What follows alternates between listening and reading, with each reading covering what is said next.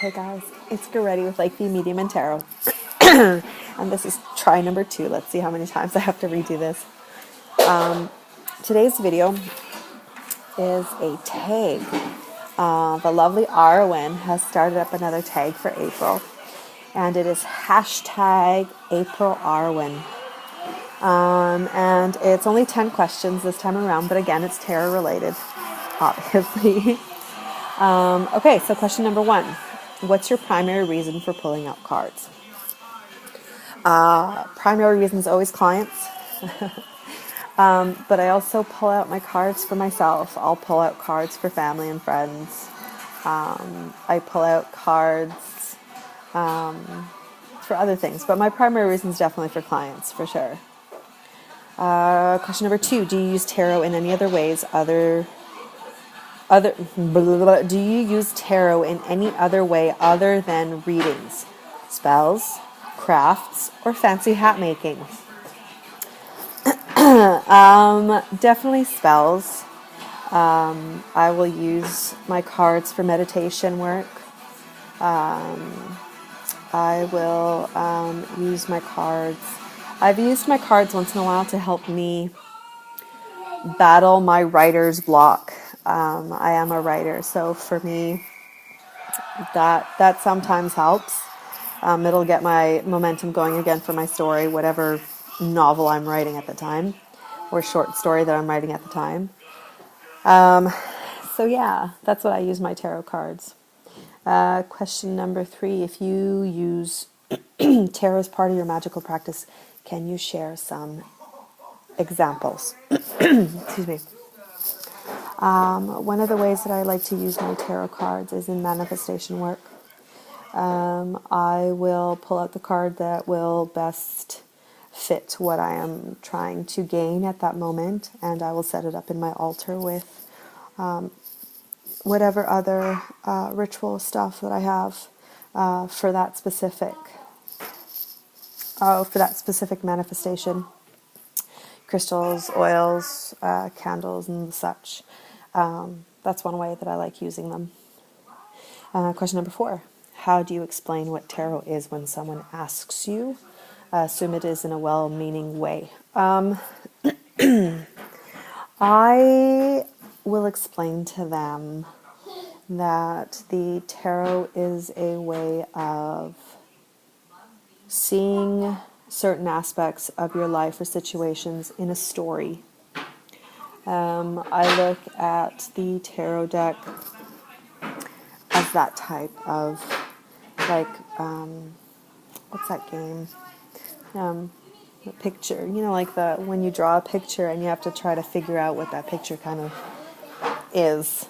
What is that called? Oh my God, I'm having a total brain moment.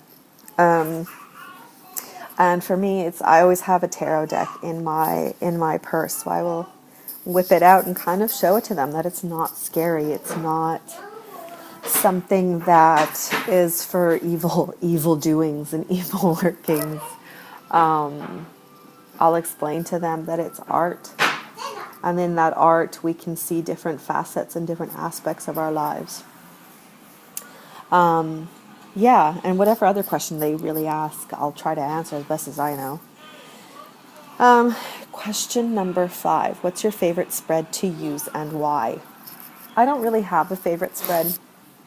Bless you.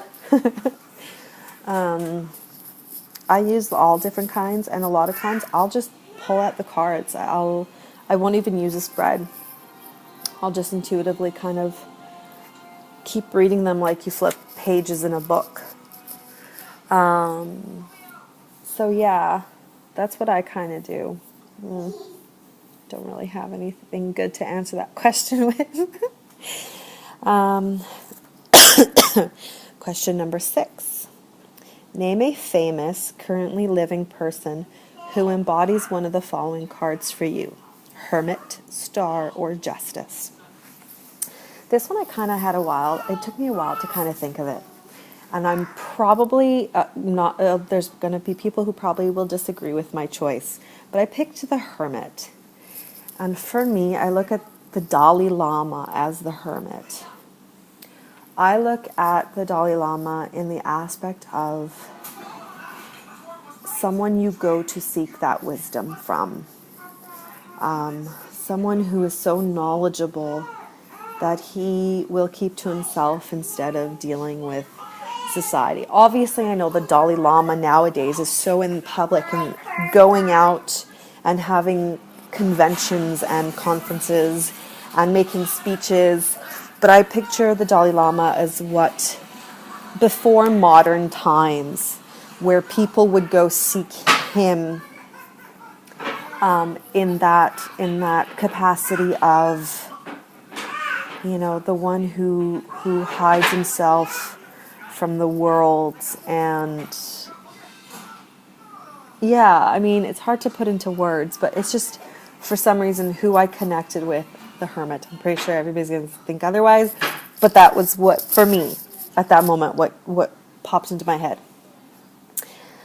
Question number 7. Have you ever read in a crowded, noisy, chaotic environment, and how did it go for you? I have read at house parties, I've never really read at anything too loud and chaotic, maybe, I guess. I don't know. It's kind of hard to, the worst that I've done was, definitely house parties.